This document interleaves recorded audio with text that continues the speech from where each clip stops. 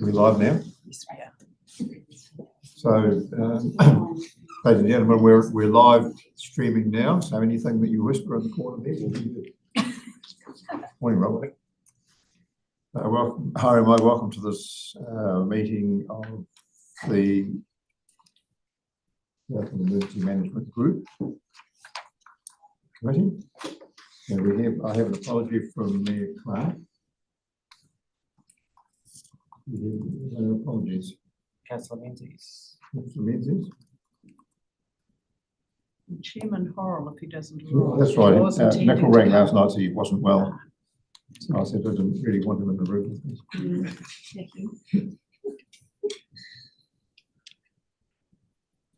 All right, would somebody like to move that those apologies be received, please? Thanks. Thanks, Tom. You have nothing from the board today? Ben's on. Oh, I'm here. can't see them. Right. I'll presume the board's present. All right, all those in favour, please say aye. Aye. There we go. That's done. Thank you.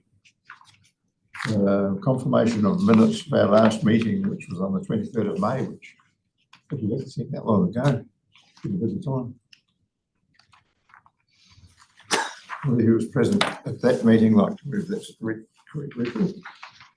You can do that, I'll see. Seconder. Thanks, Rob. All those in favour, please say aye. I've got some comments on the minutes if Yeah, well, matters arising is the next item on the agenda.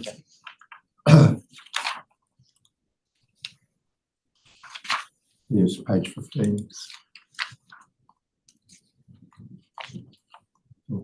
It should be before there, isn't it? Page 5 onwards, there's the minutes to approve those the matters arising. yeah, so I've got a couple of comments. Just there's a spelling mistake for Councillor Menzies on 6.8. You got Councillor Mackenzie. Councillor Menzies. In the matters arising from the previous minutes, Councillor Menzies had asked for the terms of reference to come on the front of the agenda, which is still missing on the agenda. So most of those matters of arising haven't been picked up for this one. And I just had some questions about the maintenance costs on the building, because there's quite a big sort of reports on the last meeting and nothing's come through into this one as a follow-up from a lot of the questions that were asked during that meeting as well.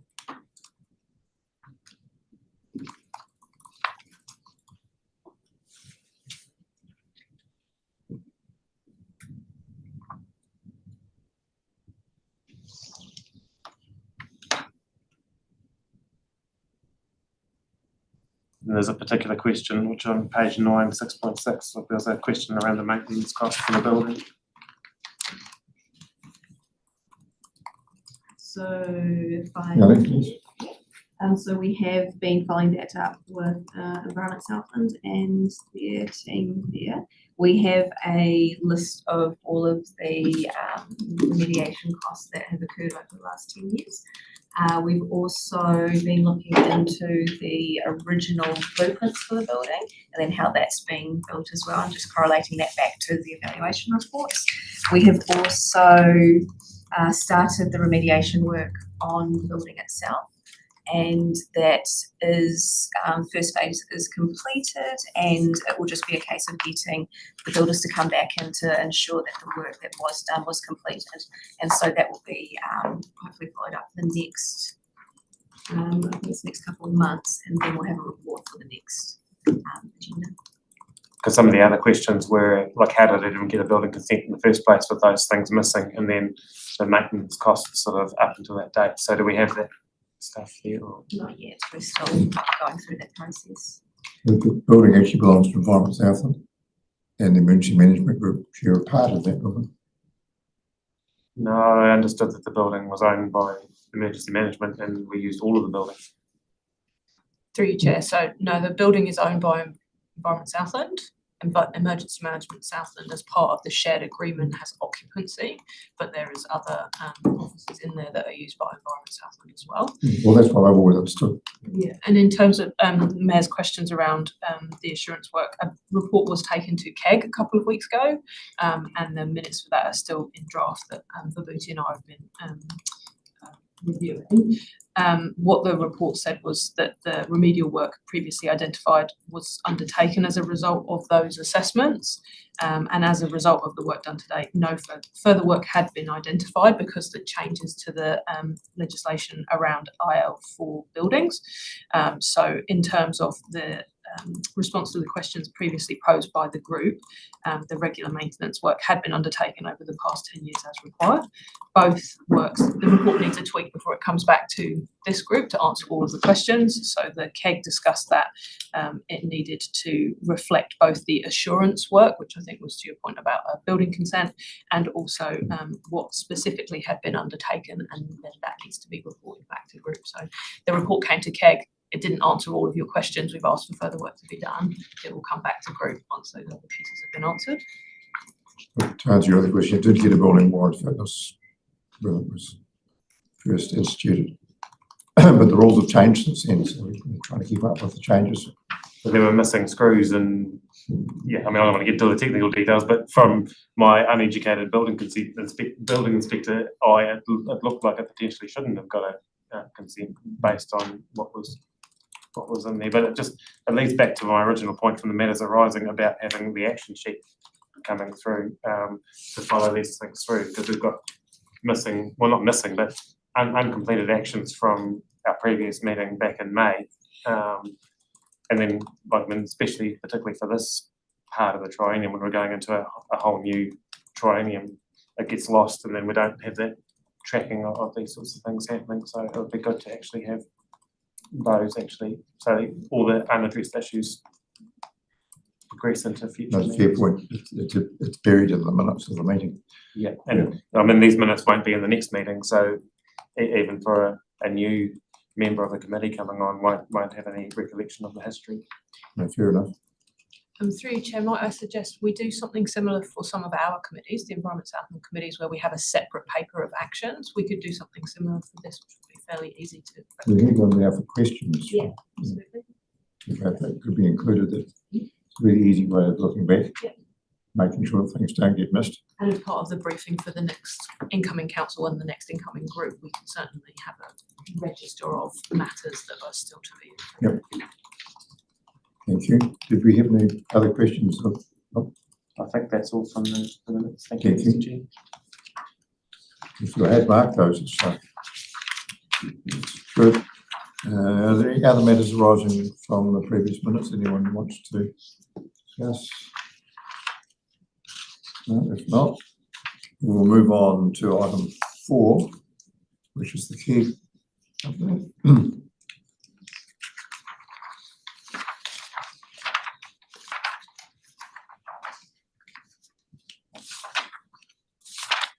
My hands, Chair.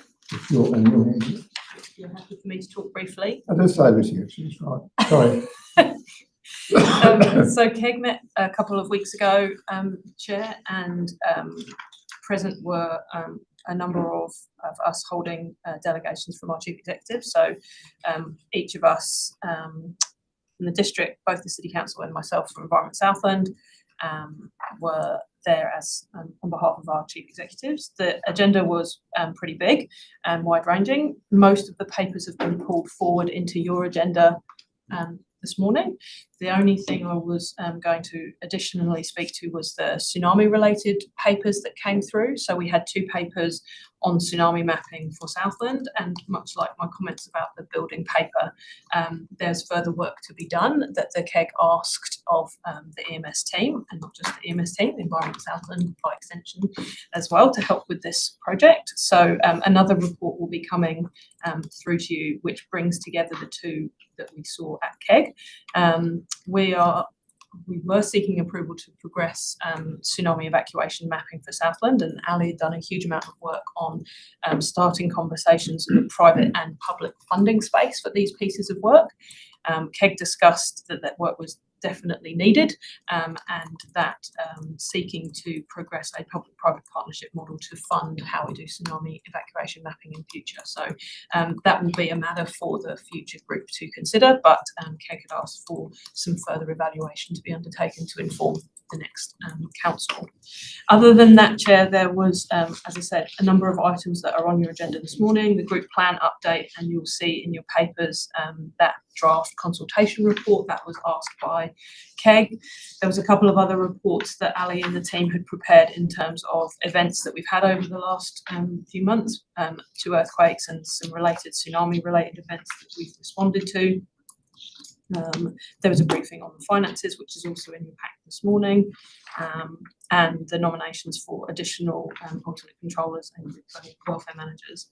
I'm happy to answer any questions, though, Chair, but otherwise that's mostly it. I read the newspaper headline and I hadn't seen this, those reports at that stage, and it suggested we didn't have any tsunami mapping.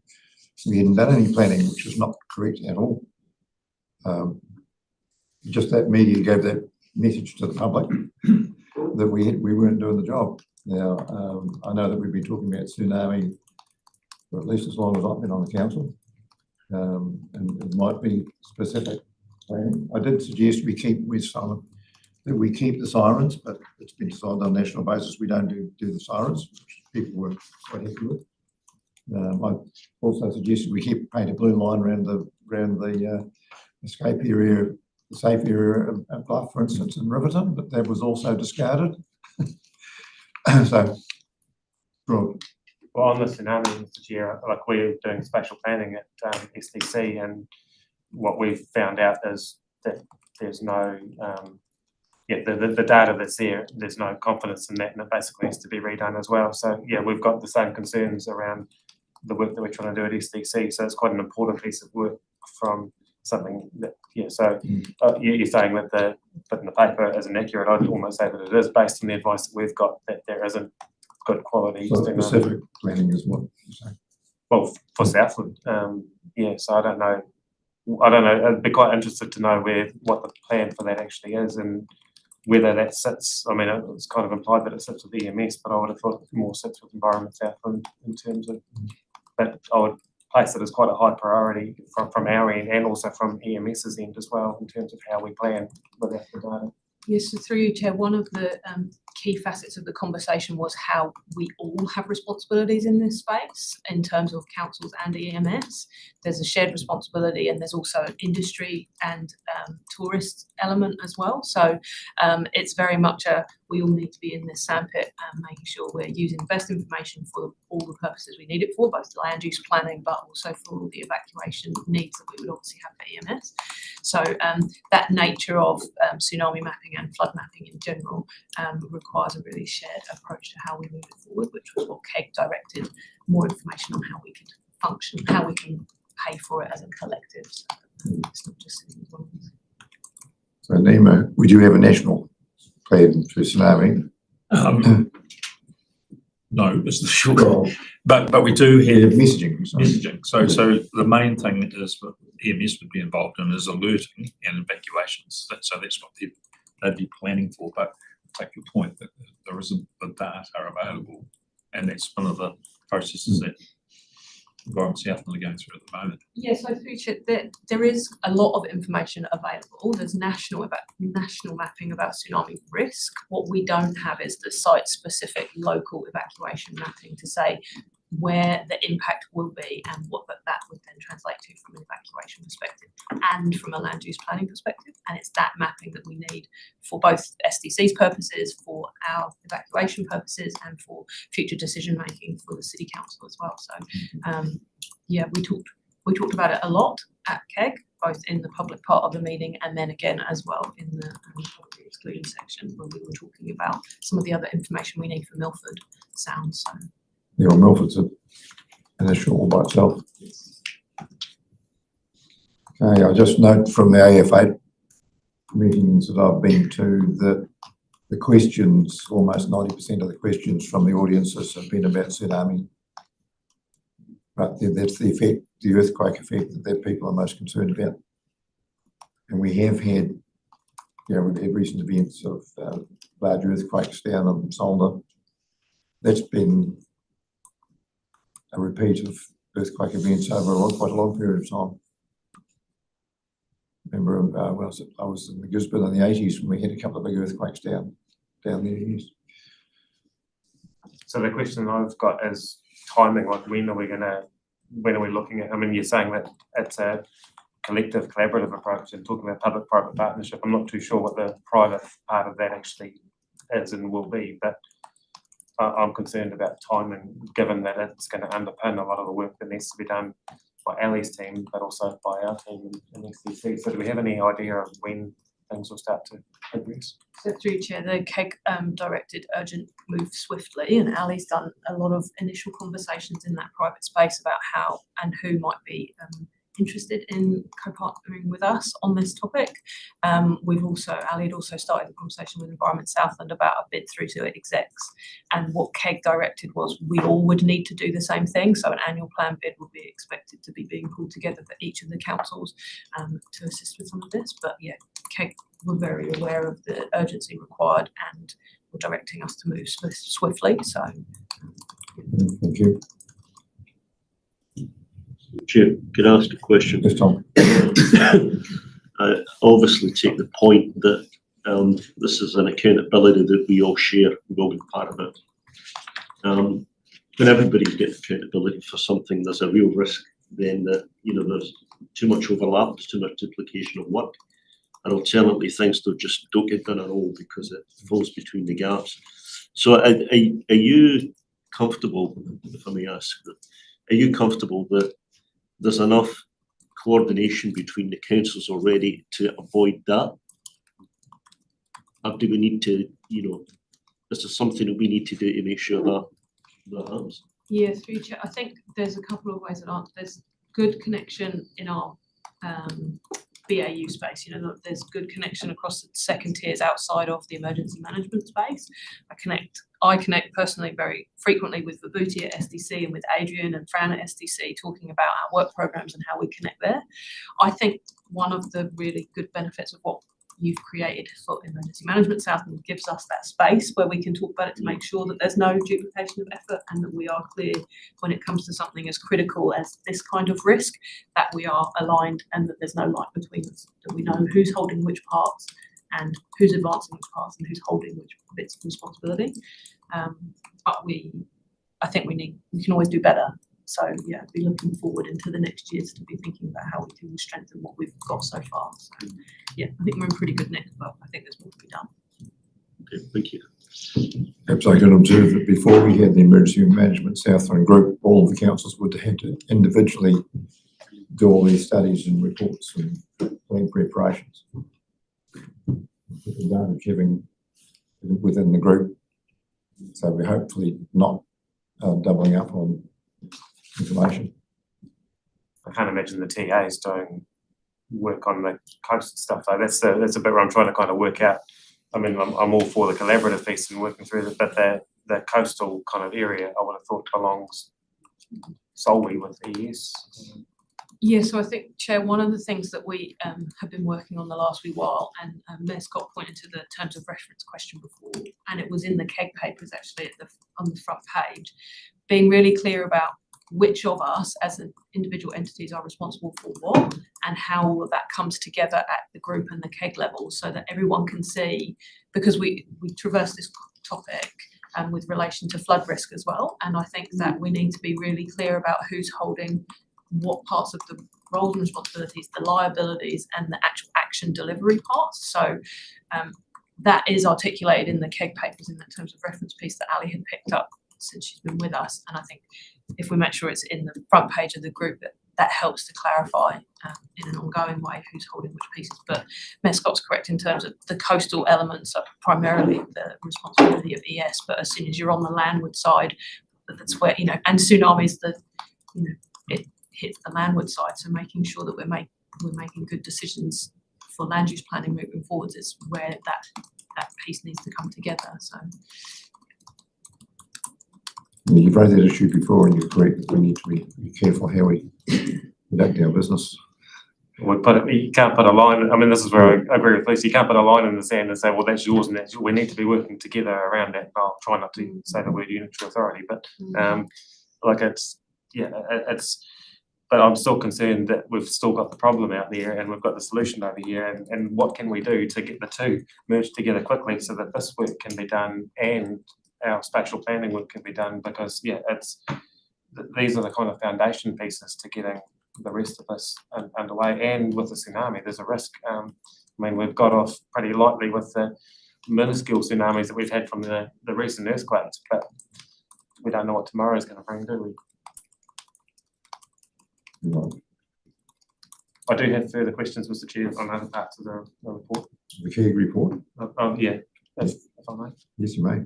So in the community response planning piece, so you've gone to 4 community response plans. Are you able to elaborate which ones and how that kind of went? Because I think there was 5 community boards as well that you said that you. Which page are you looking at? Page 17, under the community engagement report. So 4 successfully completed 4 community response plans, and Yeah, that's under the emergency management That would be committee next. report. We'll come to that. That's the next item on the agenda. oh, sorry if I jumped into the. Yeah, we just Apologies. we jumped, just run ahead. Did you have anything else to add, Lucy? Do you have any questions for Lucy regarding the KEG report? Noting that a number of the papers that came to KEG are now on part of this agenda. Right, I'll move that we receive the verbal update from the coordinating executive group meeting. Thank you, Tom. All those in favour, please say aye. Aye. Thank you. So item 5.2, emergency management Southland's team leader report. Thank you. So I'd like to take my report as read, but I've got a couple of little highlights that I'd like to just read out too. Since the report was written for the quarter ending the 30th of June, we've also held a training workshop for council staff and potential silver fence centre personnel. So we had representatives from 3 out of our 6 identified CDC locations attend that as well. The session was well received, and it's crucial training as some of these individuals within our CDCs may need to activate and manage a civil defence centre before council staff are able to arrive to support. We also have follow-up CDC supervisor training coming up next month, and this is something new. We've been concentrating on having council staff trained to work in our ECC, but also out in our CDCs is just as important. And following the recent tsunami threat that we've talked about, we've had a lot of interest from community groups and preparedness education, which has noticeably increased. And while this engagement is really positive and reflects growing awareness, delivery of this must be balanced with the team's capacity and existing workloads. So with being such a small team, with managing expectations and ensuring that staff wellbeing through effective time management remains essential. But I'm happy to take questions, which I think, Rob, you had one around. Yeah. Yep. So I can, at this stage, the 4 that we've completed, we've had a Tautau, Lake Eora, Stewart Island, Gore, and one of our in-town ones with PH, with our Pacifica community. The community engagement that we've done is with having had workshops within those, but also attending community board workshops as well. So we've had up in town now, we also did an elected officials with some of the people up there as well. So we're slowly building on that, and as community board meetings, when we're aware and know when they are, we're attending those if they would like. We've also done one down in Bluff as well. And we've got Matauto coming up next month. So we're trying to do a whole mix of urban and rural in that space. Thank you, Janine. Rob, did you have a question related to that report? Janine's answered the first part of it, but Okay. yeah. So Have we got a full staff at the moment? This is an awful lot of work to be done. Right, so do we have any other commentary or questions about the team leaders report? I do. You do, right? I'm assuming that sorry, my agenda's printed out, so is the business plan incorporated in that report, or is that the next one? Next one, cool, sorry. I seem to be missing the key ones in there, so, oh, sorry, that's 5.3. Sorry, Mr. Chair. That's okay. Right, so the recommendation at the moment is to receive the report from the team leader.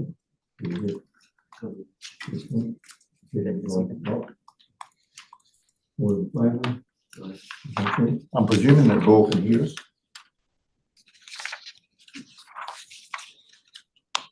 Dan, can you hear me? Yeah, we can. I'm here. Okay, you'll need, because we can't see you on the screen. Yes, you can, way up in the corner there. Okay, let us know if you have any questions or commentary. Will do. All those in favour, please say aye. Anyone against? It's done, thanks, Janine. So the next item is on page 22 of the agenda.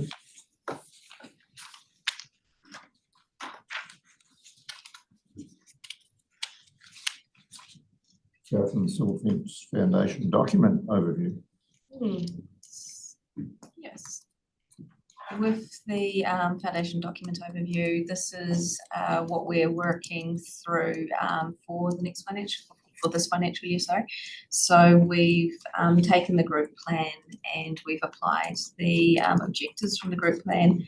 We've managed to feed it through into the annual business plan and then through into the work plan as well. With that, we noticed that there were some gaps, so we've updated the Emergency Coordination Centre activation SOP, as well as we've developed a training capability strategy for the next 5 years, which will align with the group plan. And we've also created a training plan that accompanies that group plan on the delivery. With it, so we've taken, of course, the National Disaster Resilience Strategy document. We've rewritten the group plan to reflect that in the future state, and we've also weaved the Natural Disaster Resilience Strategy through business plan, work plan, and into all of our planning and strategies. Also noting that we still have a number of plans and strategies that are still outstanding, and that's something that the team are working through. But again, as Janine said, managing priorities is a bit of a challenge with all of the recent engagements that we've had. So once we have the group plan confirmed, we'll be able to get started on the welfare plan as well as the recovery plan, and the communications strategy and plans, as well as the community engagement strategy and plan, as they're all in draft, so they will be available shortly. Any questions? This is building on plans that are already in place. These plans went in place.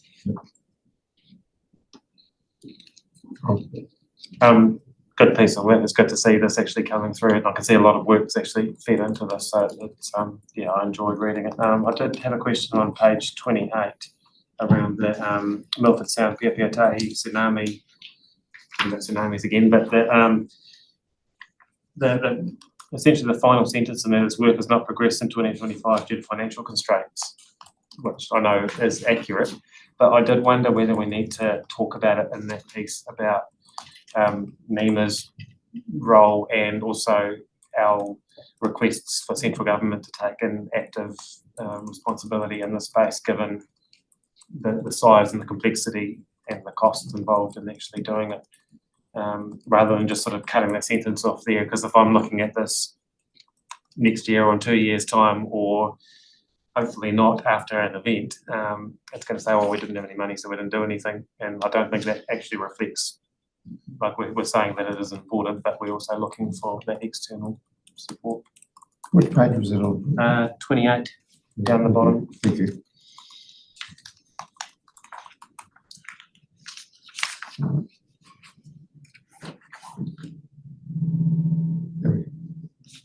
So with the current tsunami and inundation assessments within South Piapiatahi, because the recommendation from KEG is that all of Southland approach.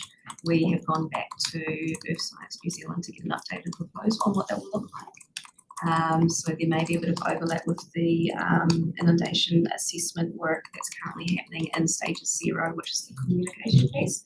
Stages 1, which is the resilience fund application piece for essentially literature review and assessment of what other countries are doing. And then stage 2, A and B, which is sitting with NEMA and they're working through. We'll then have stages 3 to 6, which will require that funding, and that's something that we're working with the Earth Science New Zealand on what that could potentially look like. It's not as if nothing's been done about Milford. I can recall several years ago sitting here and having a presentation on tsunami, using somewhere in Norway as a model, and applying that to Milford and endeavouring to find solutions. We're still endeavouring to find solutions because, the warning time for tsunami in Milford might be 2 or 3 minutes, if you're lucky. There's certainly evidence of large rock falls into the bottom of the sound, which could be earthquakes are almost a daily occurrence over there. Well, that's the point that I'm sort of making in terms of we're a small organisation, and Milford, the 8th wonder of the world, is getting 1 million people a year going there, and the quantum of that risk. And I mean, this is probably on Lucy's earlier point about the public-private partnership piece, where there's a lot of private revenue being earned out of Milford, and where that actually lies. But I think it's a big ask for even taking into account the responsibility that we have for those 1 million people a year going through from when they hit our boundary in Southland to when they leave the boundary. We've got a lot of responsibility with a small budget. So we do need to, I think, rally our... So at any one time during today, there could be 4,000 to 5,000 people in Milford Sound on the boats and in the car parks and on the road. But even all through the day, there's those people travelling through our region. I mean, even in terms of a flood, we've got responsibility for the bus loads of people that are coming through. We've got that transport corridor as well as the actual. And Milford's very, very remote.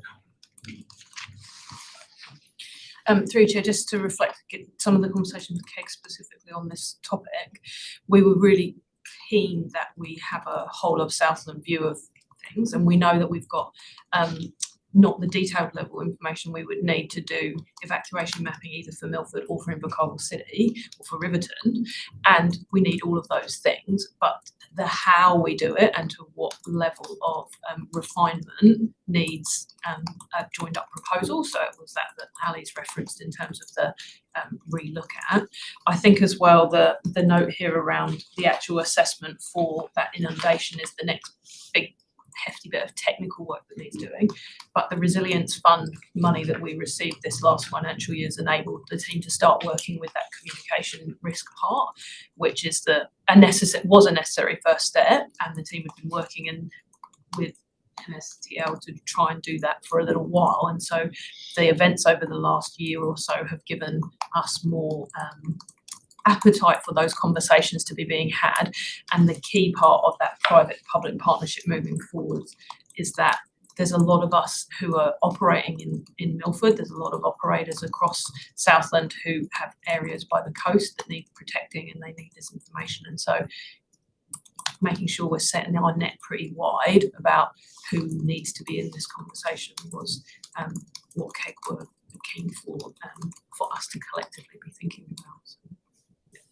Because the tsunami risk in Milford is different to the tsunami risk in Riverton, because it's that landslide trigger, and the escape time is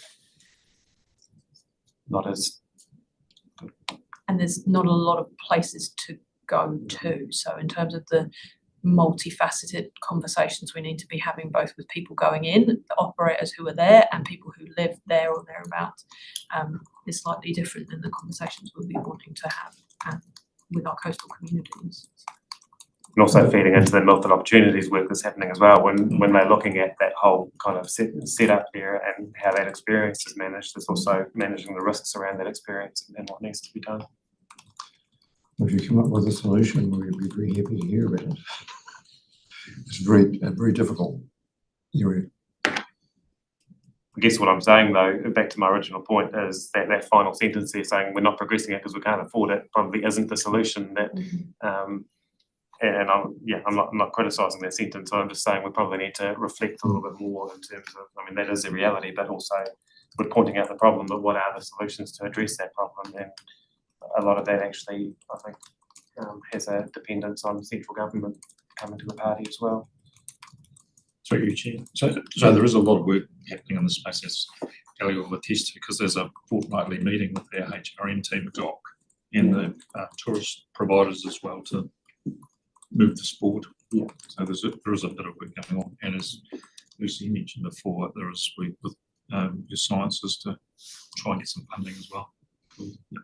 So you'll take that message back to your office saying that we would like some assistance with this. Through you, Chair, one of the things that was tabled at KEG by Ali as part of the papers that went up was around how we might need to collectively be approaching ministers for understanding and support in this area. And the KEG conversation was very much, yes, that would be good to look at, but it shouldn't just be thinking about one minister. It's actually several ministers. It's actually a really broad range of people's portfolios that this touches, and therefore we needed to be very strategic about what any approach to ministers would need to look like. And obviously the economic, as Scott said, eighth wonder of the world, it's not just about Southland, it's actually about New Zealand Inc. And how do we therefore need to kind of approach a broader range of ministerial. Well, the question is who starts the conversations with the minister, and will it be a joined together from our end conversation before we start that conversation? Yes. Before we start doing that, so that we are joined. Yes, with one voice. Is that the role of Emergency Management Southland to begin that process, or was it the mayoral forum? It's Emergency Management Southland, I would say. I think that's. Well, we've got to have a united voice if we're going to be approaching ministers and say we want money and we need assistance. There'd be multiple ministers, I would. Yeah. Be, at least 4. Yes, and so that was one of the conversations we had at KEG is, there's obviously the emergency management minister, but who else and how else and what do we need to be thinking We can invite them down for an overnight at Milford. Yeah, through you, Chair, Minister Mitchell has been briefed of this as well, but as Lucy says, there's more than just one minister involved in this conversation. So I would think, while it sits with EMS at the moment, it probably is the mayoral forum that should drive an invitation. I would think that would be the way to do So it. it seems to be coordinated if it's coming from that area that Environment Southland or Emergency Management Southland might be responsible for preparing the case. Would that be how it would work? Through you, Chair, there's also been conversations with the Minister for Conservation, I think there'd be interest from a number of the ministers around this issue, and we should be very deliberate about what that looks like as soon as possible when we've got our new councils and the new group established. I think. Well, that's the interesting piece about that whole DOC estate in Fiordland and Rakiura, where as councils, particularly in Milford, we don't have any real infrastructure there, but we've still got the responsibility of all of the tourists, and this is including people up on the remote tracks. The evacuation of those people falls into all of us to manage. So it's there's some complications around all of that, and as we experienced in 2020 with those floods, that was quite a key part in Fiordland of getting all those people outside of there. We didn't lose anyone. Correct. Which was a relief. Yeah. Okay. So we're still dealing with that item. Document. How long has the Southland been in place? I'm confused, about 15 years, isn't it? Sorry, 2010.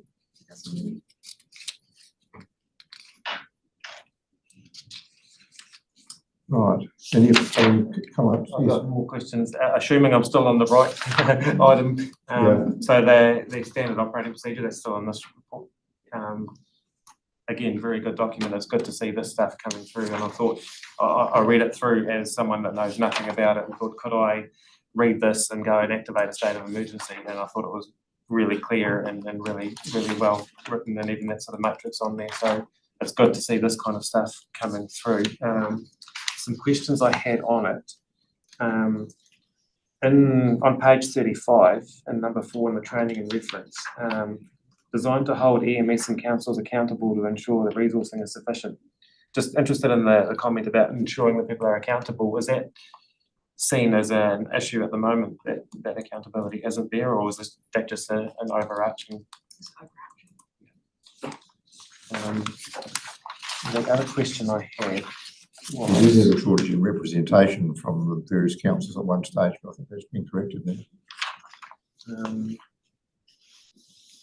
On page 44, I think it was a similar question. Yeah, there's a couple of points on page 44. Uneven commitment and resourcing across councils. So that part in there. Current joint agreement requires each council to contribute staff proportional to their funding contribution. However, inconsistent council buy-in and limited EMS-initiated council engagement has led to uneven training attendance and missed opportunities, delays in releasing staff for exercises or real events, and over-reliance on EMS staff and a handful of trained responders. So yeah, that's what I was referring to. Yes. Yeah. So is that an issue at the moment? It's an ongoing issue, both past and present. And it is something we're working through at OSC level.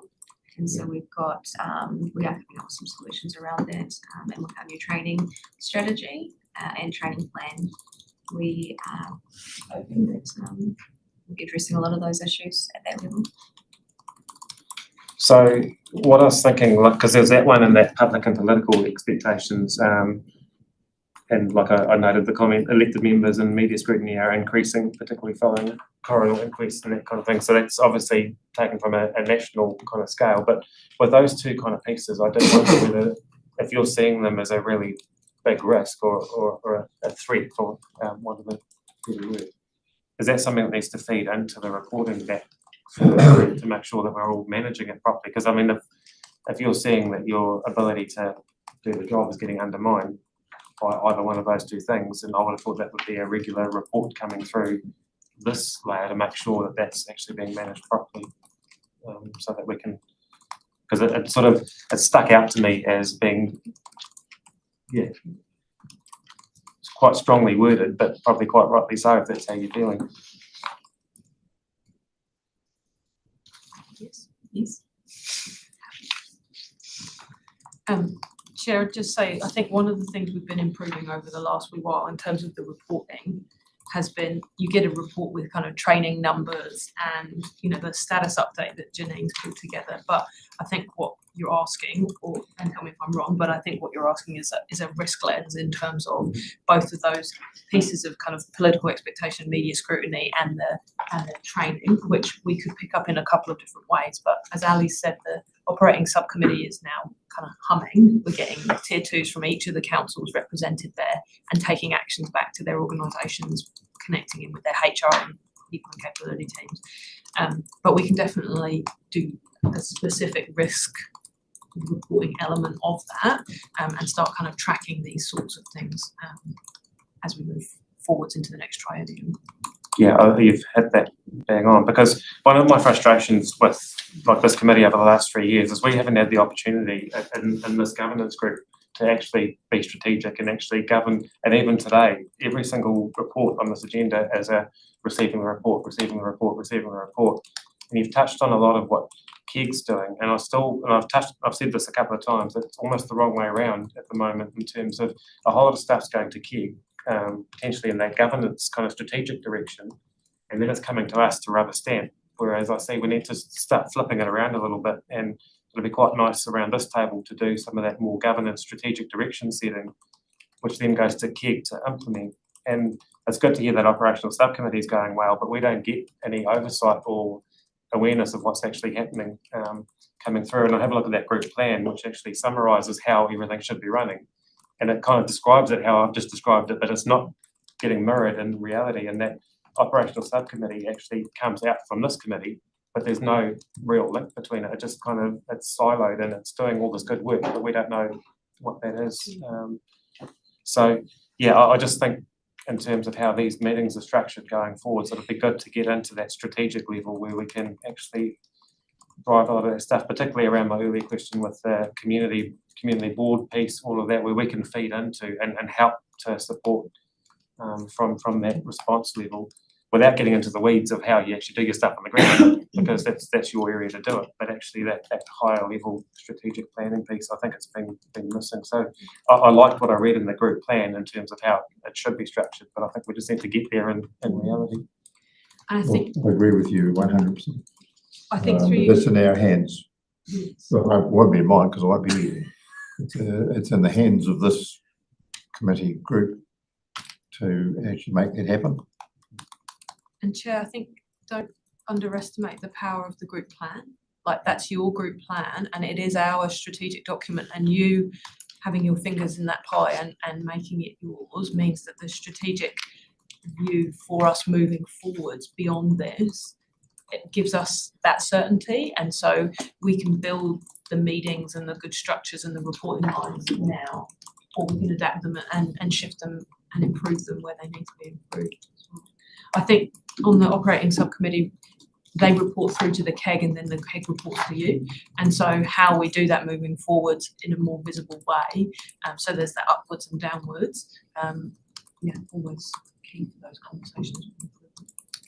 Because it still feels a little bit, I've got some, I don't know if I can deviate into the group plan part now, but it feels like a very bureaucratic type of setup with all of the different subcommittees in there that I didn't quite understand. Like, there's all these little committee,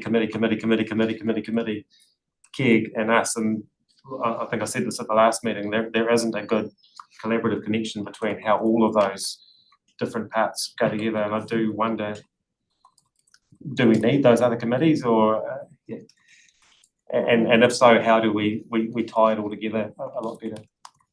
So I can certainly speak to that. I think historically, from an emergency management Southland perspective, we haven't done enough training with our elected officials, with our KEG and with our OSC, in order for them to understand that structure.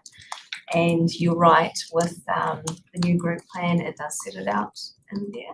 And so the idea is that once the plan's adopted moving forward, we can do some wraparound training with it, so people actually, and the different layers, understand the governance levels, because over time, in lieu of not having that training, we've come to the point where we are today, where it is slightly askew.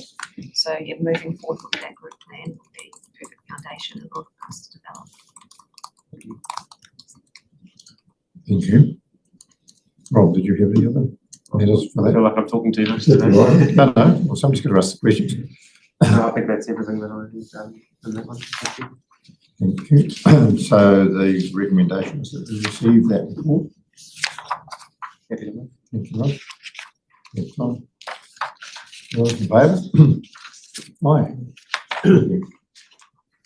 Thank you for that. Now we have the group plan update, which has been sort of referred to. Ellie. Yes, so we have a group plan update. We have the group plan that is in that document, and we are very excited by it. Thank you all for attending the workshop a couple of months ago. That allowed us to tease out some of the concerns around it, but also really look at more of a progressive approach on where we want Southland to be over the next 5 years and how we're going to get there. So just some key features, changes with what the original plan was, is we've removed the 4 Rs and we've aligned it strategically with the National Disaster Resilience Strategy. It is a bit of a different approach, but again, reflecting Southland's perspectives. We are trying to be progressive in that area. We've also, of course, weaved through the piece and through it, because they are our partners and that needs to be acknowledged. We've also included in our environments, the rural environment as well as the cultural environment, to acknowledge the fact that Southland does have 6 environments, and quite different 6 environments. We also have aligned that with the recovery capitals, which is international best practice, and the recovery capitals reflect those 6 built environments. So those are the main changes that we've seen in the plan over this time. And you'll find also attached is the consultation draft on how we, once we approve and adopt consultation, how emergency management Southland plans to. 114. Happy to take any questions?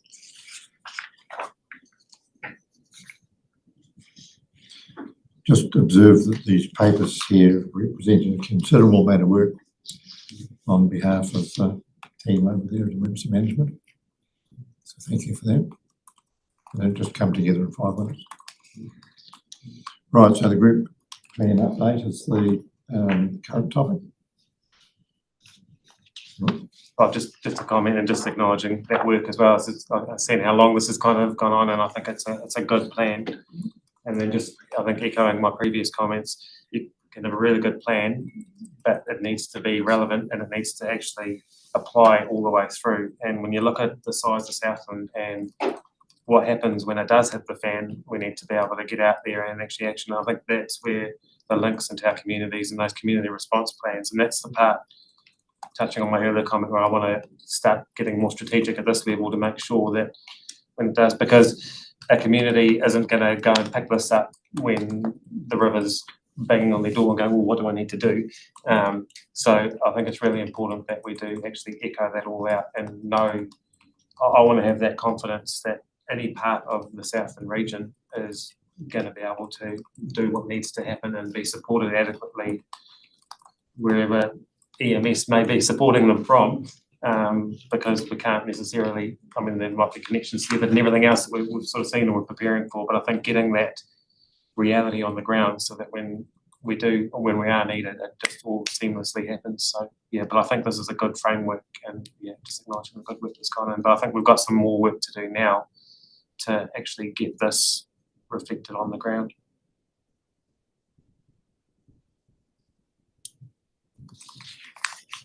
Any further commentary or questions? Before I put the recommendations, which are to receive the report, note the proposed consultation plan, and adopt the reviewed Southland Civil Defence Emergency Management Group plan for consultation. Some comments on the consultation plan, and again, getting into the community board kind of piece, is we're going to have obviously a new triennium with new boards and everything in there. We've got community board chairs meetings that we quite often have, but I think utilising those links and connections that we've got from an SDC point of view to get really good feedback from our communities. And even with those community response plans that have been set up in the past, like a lot of those people come and go that were set up in those groups, and I think it's important for that kind of stability and incorporating your plans and the SDC kind of plans, so that when even the boards come and go, you've got the documentation there and you've got that, and it becomes kind of relevant as part of. So I think just tying all of those in so we don't find any gaps when we don't want to.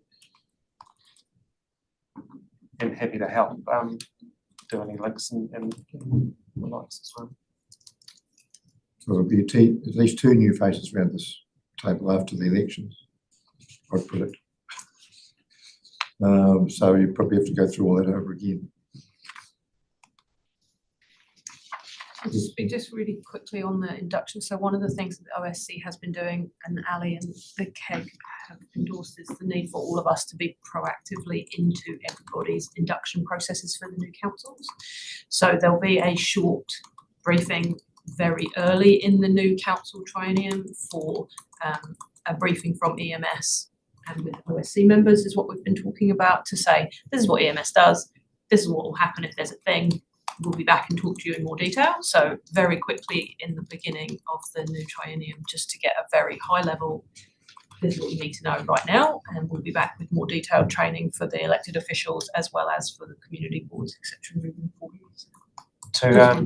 So it's not already been built into all of the induction programs? Yeah, so the OSC, including for the city? Yes, so the OSC has been working through the governance teams within each council so that it's factoring it in for everybody's induction processes. So, and obviously EMS will be the primary people to be doing it, but yeah, the OSC thought it'd be good for us all to come tiki tour around so that everybody can see there's a joint approach to it. And we'll do a very short kind of, this is what you need to know if a thing becomes a thing in the next wee while, and then we'll have a phasing of information coming out from elected officials, more training, etc. So just a suggestion around that to save your time and make things a bit easier on you as well. A video probably wouldn't go astray, and then we can play that particularly at our board meetings. Speaking from experience, when you try and get round the entire during an induction time, so yeah, a video might be a more efficient way for you to get that done. There'll be quite a lot of learning to be done by the new mayors and council members. This is only one of the things that they'll be required to have some knowledge of. Okay, so those three recommendations. Somebody, Ms. Scott, second by any further discussion? That's not put the motion. Those in favour, please say aye. Aye. Anyone against? Okay, thank you, Mr. Chair, we appear to have lost Gore. yeah, so I just noticed too. He put up a notice, I think, said he was jumping up to another meeting. It's not sitting on We the haven't actually waiting room, I lost. can see there, so. So not here anymore. Because he left the meeting. Yeah. We're okay, 4 and 1, aren't we? Yeah, that could be my question. Three, we're So we've got okay. We've three. got 3 out of 4. Right, item 5.5 is the finance report. Who's presenting that?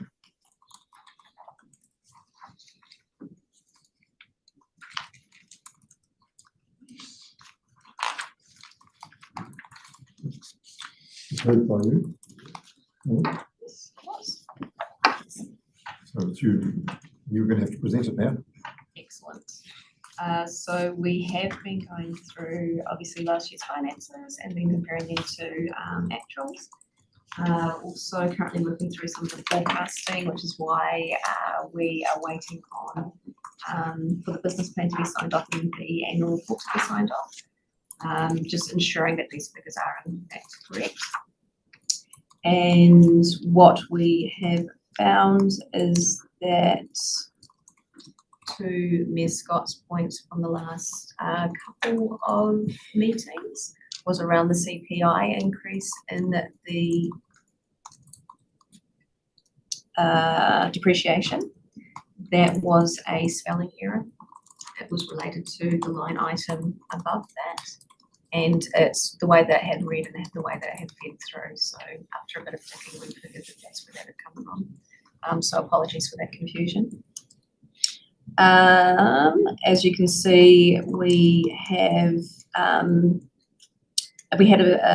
surplus of 44,919 that has gone into the JV Council's line item, and so essentially that's where the council currency sits. We also have our reserve balances up to 458,882, and that is what we set aside for our emergencies. Can you just ask JV councils? Our joint venture. So the joint agreement essentially. We also have finally managed to separate out the AF8 programs funding from the emergency management funding. So now we have obviously we have the correct figures for emergency management, whereas previously the emergency management funding looked like it was significantly more than what the actuals were because AF8 was sitting in it, and AF8 works on a different funding stream altogether. So huge thank you to the ES Finance team. It was quite a big job, but it's finally done. So moving forward, we'll be having AF8 separated out. Thank you. Just note that the Alpine Fault 8 AF8 program was actually hosted by Environment Southland, Emergency Management Southland. Environment Southland. Both. It's environment, Yeah, I think it's under Environment South. Yeah, so the Environment Southland holds the purse for AFA, and everybody pays into it, obviously, and EMS also contributes. So it was part of the untangling that was required to be very clear about it. We hold the purse, but it's a slightly separate purse to the one that the EMS funding otherwise sits in. Successive chief executives have tried to separate that out, so successfully now. Just noting that AF8, which I've also been associated with, the work that that group does feeds into everything that we do in terms of emergency management, including tsunami planning. It's not just about the earthquake, it's the effects. And it's across the South Island, though. Yes, Rob. So do you receive funding from the ES/EMS receive funding for administrating that? Because if we're paying into it as well, so does that kind of almost net off in terms of the contribution that we have to make? Like So through Chair, I wouldn't say it nets off, but the contribution that all of the other groups make to EFA is split. It's across the South Island. Yeah. As part of that. So if we do have a responsibility and a role along with all the other councils in the South Island. but we don't collectively have any additional costs for that purpose, because there's an employee that's funded through that, isn't there? That doesn't fall under his say. No, it comes out of the joint payment. I think it's a very good arrangement, certainly. The AFA needs a home and we've provided that. But it's also to our benefit to have them here. And the knowledge that intelligence, if you like, that we can gather the activities.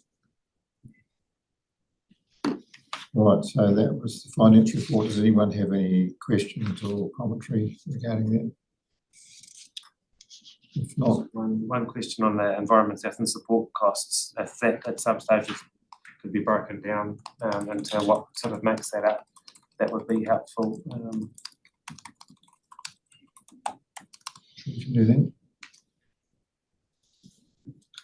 That's my only question. Okay.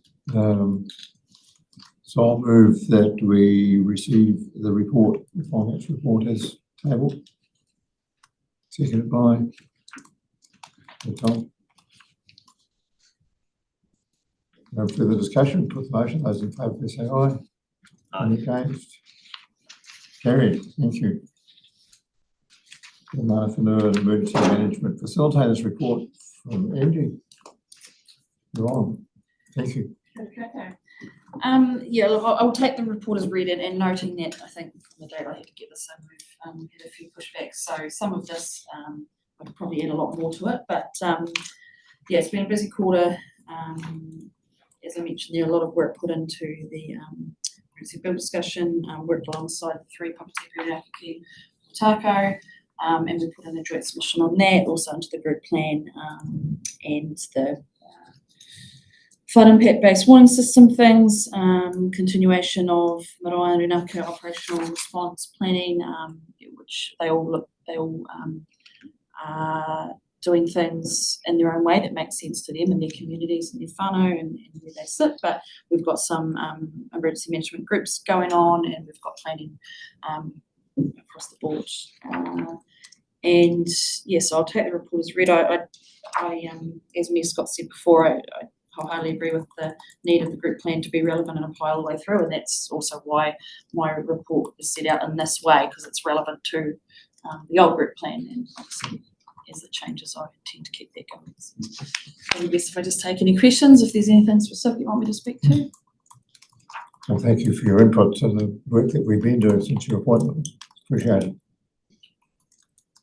Do you have any questions?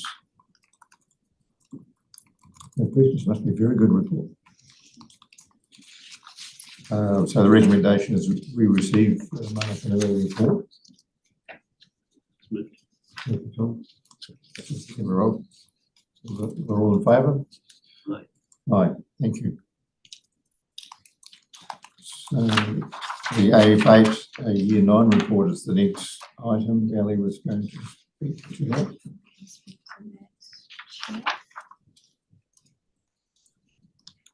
AF8 has had a very, very productive, I mean, every year is productive, but year on year, Alice just seems to build and build on it. We had record numbers again at the AF8 Roadshow. We had discussions on whether the roadshows were getting to a point that how viable they were, but having record numbers again shows that there's a huge appetite across Te Waikato on AF8, but not only AF8, it's also the cascading and the secondary hazards.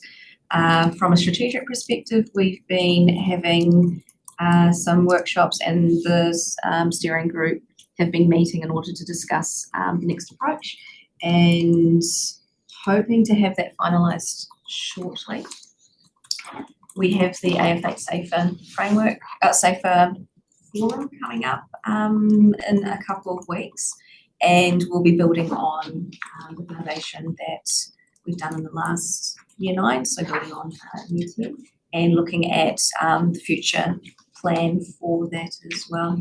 So just want to acknowledge the huge mahi that Alice Lake Hammond has done in not only the past year, but the past 7 years that she's been with the program and building it up. Do you have questions? The project's been very, I've been involved in that from its inception. We've been very lucky with the people who have, Alice has been absolutely wonderful. And the geology, the input from universities to the work and analysis has been greatly appreciated. Now that there's a whole stream of funding that goes into that program, to partly answer your question, Mayor Scott, that NEMA, do you directly fund that? We fund it out of our resilience fund. Yeah. So the funding finishes, I think, in June 30 this year. Mm. But having been to one or two of the roadshow meetings, or more than two, we fill the hall. But again, the questions are heavily weighted towards tsunami, which is interesting. We hadn't anticipated that, I don't think. Right, so that report's been presented, very detailed report. The recommendation is that we receive the report. Can I just ask a question? Yes, you can. Probably one that's hard to answer, but to your point, like, is it going to come a point where, I mean, we don't want AF8 to ever strike, and we don't know when it will, but will there come a point where this work kind of reaches a natural kind of end if the funding's running out in June? Does that start to signal the end of that kind of awareness piece? And then how do we balance off complacency when the focus drops? But yeah. Maybe I can answer that through the chair. So you were there, Neville. We had the same discussion at the steering group meeting about has it reached its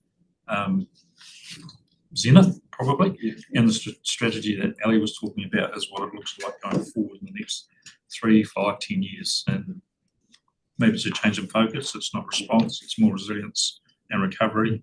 And then looking at what the funding streams might be out of that and who the private public partnerships might be. So that's the work that Alice is doing at the moment to deliver that. So you're right.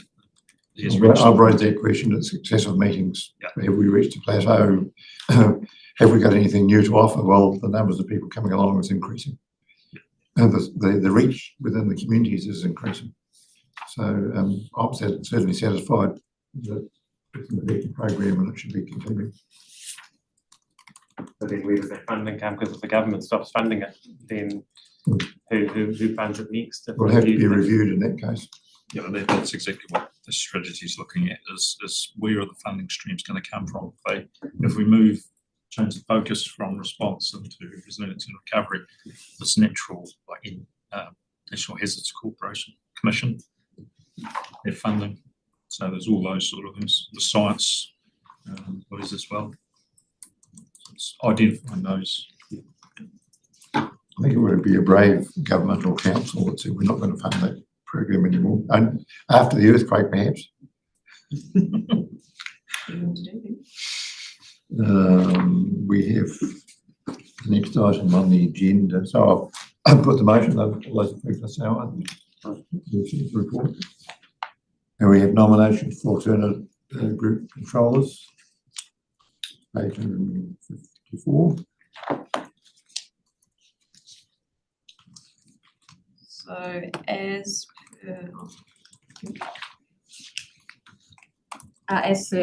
per the National Seed and Plan Order of 2015 and the Civil Defence Emergency Management Act, we require approval for the nominations for the alternate group controllers and alternate group welfare managers.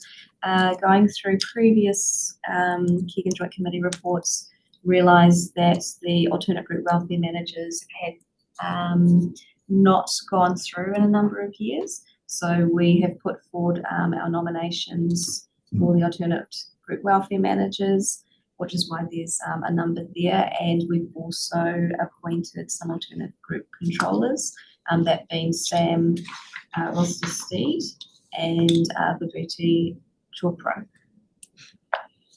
both of whom have significant experience in other areas and other councils in the emergency management role. Also acknowledging that Sam is currently the chair of EMPA, which is the essentially the Emergency Management Public Information nationally. And Vibhuti has been controller previously at Husby Council as well. So it's our responsibility to approve of the appointments to these positions. This is a refresh. Is there any commentary? Any discussion? And the only thoughts that I have is we don't have any details on the people that we're actually endorsing. So we're I mean, it's not a blind endorsement, but it is we're approving something without a whole lot of detail. I mean, yeah. They are our staff, though. Yeah, that's what I was going to say. My next statement was that something about them. we've obviously got confidence in them to be staff of our organisation. So. I can speak through that if you'd like. So Sam is one of the GMs here at Southland, and as I said, he's got significant experience through his EMPA work, but also from a StratCom, so a strategic communications perspective. He does spend a lot of time in Wellington and he has a lot of connections in Wellington. And so the reason appointing him into that alternate group controller role is not necessarily as purely an alternate group controller, but it's acknowledging that strategic comms piece that he brings with him.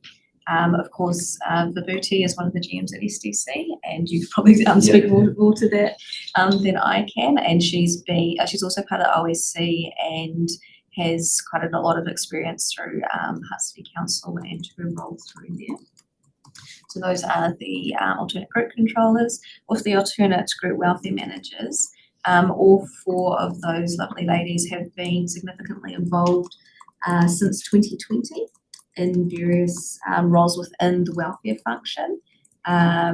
Both Donna, Trudy and Lacey have sat in the group manager role during various responses, and acknowledging Sarah O'Neill's work as the team leader for the call centre during COVID-19. So she did a lot of work with us through them, so all four of them. Also acknowledging that Trudy was with ICC previously as our alternate welfare manager. She's recently moved to ES, which is why there's a number of ES behind those names.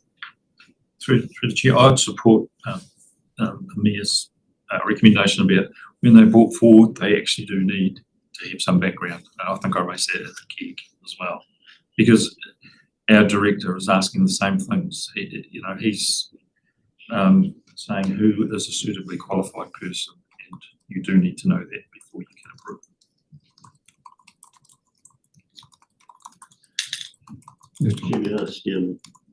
There's obviously a preponderance of ES and SDC people on those lists, and I mean that might be entirely appropriate, but can you just tell me, I mean, have ICC nominated people? Have we been active in the process? You've got two from ICC at the moment. You've got Radcliffe and Jonathan Shaw. We're currently putting Mark Radcliffe through his second year response and recovery leadership training. And he'll be going up to Wellington in November to complete that, and then he'll be qualified as the controller. In the case of the welfare manager, are they all ES? Is that a policy matter or is No, it? no. So like I said, Trudy Saunders was with ICC. We also have 2 with SDC currently, but we are just putting them through the next line of training to get them to appoint and hopefully bring them through as appointments in the coming joint committees as well. And from an ICC perspective, again, we've identified people, we're just bringing them through to then bring them up so that we have assurance to NEMA that we've got these people trained to our function manager level. Okay, thank you. And there's an offer of continued training programs available to various councils. It's important that all the councils are represented as well because of their local knowledge. But also, if you have a local emergency, those people will be utilised, I'm sure. And just further to that, I think it goes back to that risk that you identified in that other piece I was talking about before in terms of council's accountability. I wonder if it's worth actually, and maybe this is at the KEG level or even at the chief executive level, but ensuring that when new staff are appointed and even in the job descriptions as the GM, because it's probably almost at that level that you're attracting, that there's an expectation that those functions form part of the role, so that there's an awareness that and maybe it becomes part of that kind of induction process. I don't want to speak on behalf of the CEOs or anything, but I think it'll be a valuable kind of piece to tie into, so we're not finding ourselves scrambling, but it becomes just part of the BAU part of all of our respective organisations, so we are able to contribute when we need to. All these people through you, Chair, become champions within their own organisation, don't they? And for that reason, you really do want a spread. Yeah. If everybody's concentrated in ES, you don't get that championing of it in the other organisations. That's a good point. So the recommendation is that we approve the appointment of the people named on page 154. Me too. Thank you. Happy to second. Thank you. All in favour? I am, so that we are all in favour. Thank you for that. So, Nima, you're on. Sure. So, through the chair, I'd like to introduce my colleague, Katie McRae, who's going to be your vocal reamer going forward. Thank you. Tēnā koutou, my name is Katie McRae. I join you from a background in local government, so prior to becoming a NEMA, I was in communications and engagement at Christchurch City Council, and before that at the Canterbury Earthquake Recovery Authority, so I have an understanding there of recovery. So I'm very excited, obviously, to be a focal reamer, and I've been fortunate to have been taken around traps yesterday by Ali to see a bit of a lay of the land. So I'm getting an orientation on the area. So we have a report on your agenda today. If you have any questions, I'll take it as read. If you do have any questions, happy to take them now. Thank you. Welcome to the group. Very excited to be here. Thank you. So. Is there any other matters that the wanted to? No, I don't think so. Okay. I think the key one's probably the Ian bill, which is top topic at the moment, but that will be dependent on the government. And thank you for your continued attendance. Thank you. And support for this group over quite a period of time. And a pleasure to be here.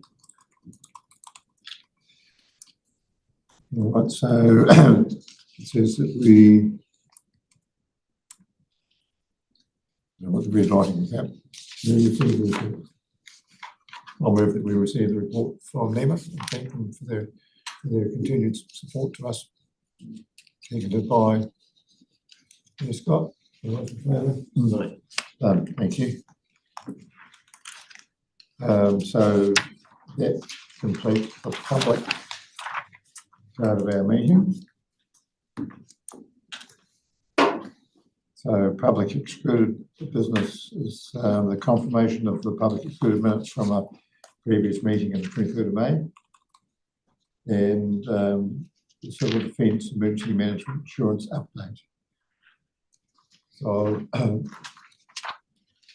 motion to move into public and spirit business. Seconded by. Is this for approving the minutes or just Yes. moving any public excluded? It is. Moving any public excluded. I'll move. I'll second. Thank you. Has everybody got a copy? The Chair, do you want us to stay or we can leave? So, Well, I think it's appropriate that you can stay. Do we need to note that in the, Yes, probably. But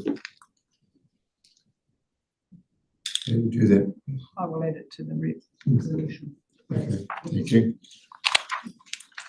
Right, so